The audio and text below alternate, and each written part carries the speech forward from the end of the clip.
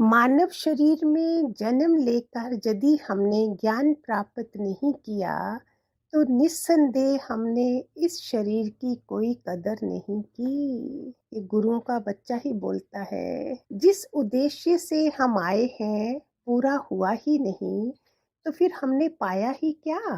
पूर्ण गुरु ही मन का उपचार करता है और मन के सब भ्रम संशय दूर करके साधक को अमन बना देता है।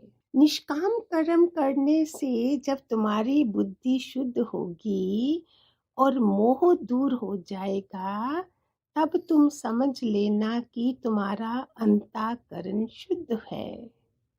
फिर गुरु ज्ञान से सत्य तत्व तुम्हें प्राप्त हो चुका है। ये एलिमेंट होता है सत्य का हमारे अंदर।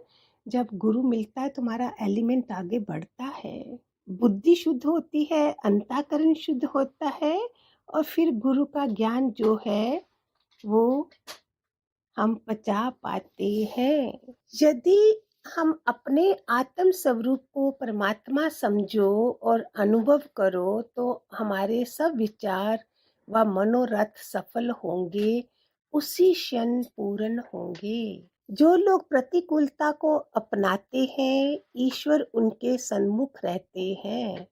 ईश्वर जिन्हें अपने से दूर रखना चाहते हैं, उन्हें अनुकूल परिस्थितियां देते हैं। अभी समझते हैं हम, हाय हाय करते हैं कि मेरे को दुख है, दुख है, लेकिन परमात्मा जिनको अपनाता है उनको प्रतिकूलता में रखता है। जैसे कुंती वगैरह को रखा, कितने दुख दिए कुंती को, फिर भी कुंती ने बोला, वासुदेव सुख दुख देते रहना, सुखों में हम तुझसे दूर हो जाते हैं। समता के विचार से चित्त जल्दी वश में होता है, हठ से नहीं। पहले हम अटैच होते हैं, फिर डिटैच होते हैं, फिर समता और फिर प्यार।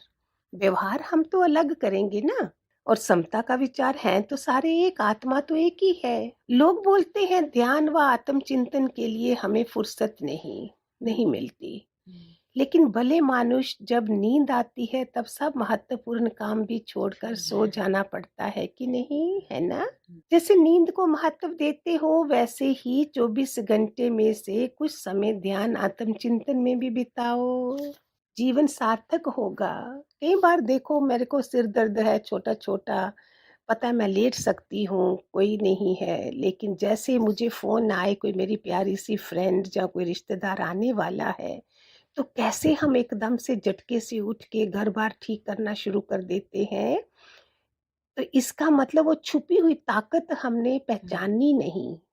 वो ताकत मेरे अंदर है, और उसको मैंने ऐसे आलस करके लेट गई, लेकिन उस समय वो ताकत कहाँ से आई? सारी शक्तियां हमारे पास है, और हमने उनको ऐसे ही अंदर में दबा के रखा है। इसलिए ऐसे लोगों से संबंध बनाकर रखो जिससे हमारी सहन शक्ति बढ़े, समझ की शक्ति बढ़े, जीवन में आने वाले सुख दुख की तरंगों का अपने भीतर शमन करने की ताकत आए, समता बढ़े, और जीवन हमारा तेजस्वी हो, ओरा बने। जैसे बड़े बड़े सत्पुरुषों के पीछे बनी होती है, सर के पीछे ओरा, आभा मंडल जिसको बोलते हैं। भूल जाओ कि तुम किसी अलग जाति के हो, अलग उम्र के हो, अलग डिग्री वाले हो, अलग धंधे वाले हो।